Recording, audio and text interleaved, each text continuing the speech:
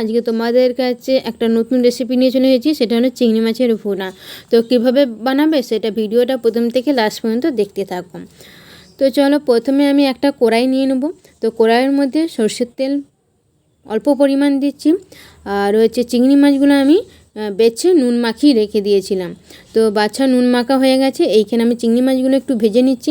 আর চিংড়ি মাছ ভাজতে গেলে দেখবে অল্প পরিমাণ জল বেরোবে, সেটা ঘাবড়ানোর কিছু নেই, একটু টাইম নিয়ে ভাজবেন, তাহলে ভাজা হয়ে যাবে।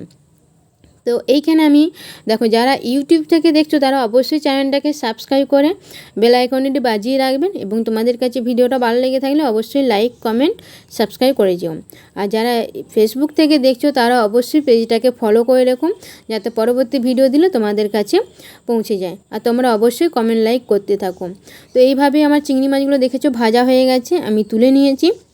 তো এইখানে আমি একটু আরটুন তেল দিয়ে তার মধ্যে রসুনটা থেতো করে দিয়েছিলাম।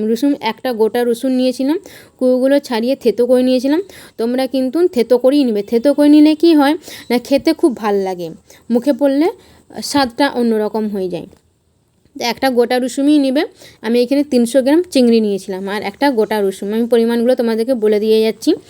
দুটো পেঁয়াজ, দুটো টমেটো, আর মানে আদা দিইনি। আমার যেন রান্নাতে সবসময় যে কোনো দুটো ইনগ্রেডিয়েন্ট থাকে, হয় পেঁয়াজ রসুন, নাহলে হচ্ছে রসুন আদা, নাহলে পেঁয়াজ আদা, এরকমভাবে থাকে। তো তার মধ্যে একটু পেঁয়াজ দিয়ে দিলাম। পেঁয়াজ দেওয়ার পর আমি একটু নেড়ে নিলাম। তা এইখানে আমি কালারের লেগে হলুদ দিয়ে দিচ্ছি, আর স্বাদ অনুযায়ী নুন দিয়ে দিচ্ছি। নুনটা এখন দিলে কি হয়, পেঁয়াজটা গলাতে সাহায্য করে। কেননা খুব একটা ভুনাতে পেঁয়াজ গলে যাবে না, এবং পেঁয়াজ থাকবে, কিন্তু আবার খুব একটা ডাঁটাও থাকলেও খেতে ভাল লাগবে না।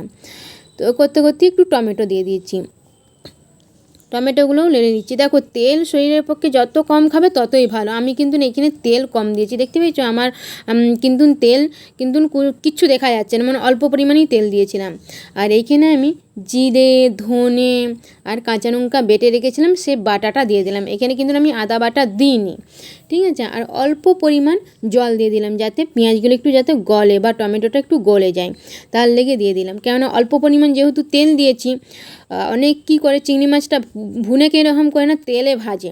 তেল খাওয়া আমাদের শরীরের পক্ষে খারাপ, খুবই খারাপ। তো তেল আমাদের যতটা পারা যায় কম করে রান্নাটাই ভালো। তো এইখানে দেখো, একটু যাতে জলটা ফুটে, যাতে পেঁয়াজগুলো একটু গলে যায় বা মাখা মাখা হয়ে যায়, তারপর আমি এখানে চিংড়ি মাছগুলো দিয়ে দেবো।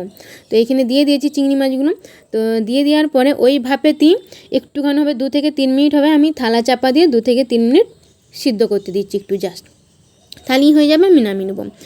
তো আমার রান্নাতে তোমরা প্রত্যেকই রান্নাটায় দেখতে পাবে তেল কতটা পরিমাণ কম দিই। তো যত পরিমাণ তেল কম দিয়ে খাবে তত শরীরের পক্ষে ভালো। তো এই ক্ষেত্রে আমার হয়ে গেছে। দেখো, চিংড়ি মাছের ভুনাটা তুলে নিচ্ছি, আর ভাতের সঙ্গে এত অসাধারণ লাগে তোমাদেরকে আর কি বলবো, খুব সুন্দর ভাল লাগে। তো এইখানে আমার তুলে নেওয়া হয়ে গেছে, আর দেখতেও কিন্তু খুব সুন্দর লাগছে। তো চলো, এইখানেই আমি ভিডিওটা শেষ করব। ওকে।